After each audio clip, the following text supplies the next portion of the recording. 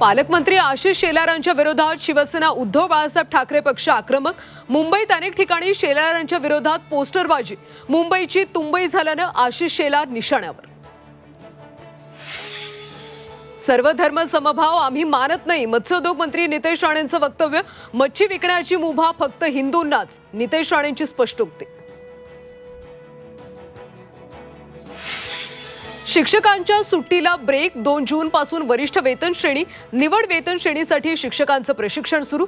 प्रत्येक वर्गात 40 ते 60 शिक्षकांचा समावेश असणार। बीड जिल्ह्यातल्या कडा गावातला पूल वाहून गेला। गावाचा जिल्ह्याशी संपर्क तुटला, शेतीचंही मोठं नुकसान।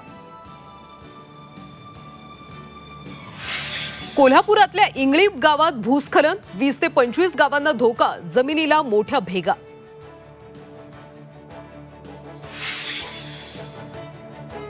नाशिकमधल्या मुसळधार पावसाचा कोबीला फटका, हातचं पीक वाया, शेतकऱ्याचं 2.5 लाख रुपयांचं नुकसान।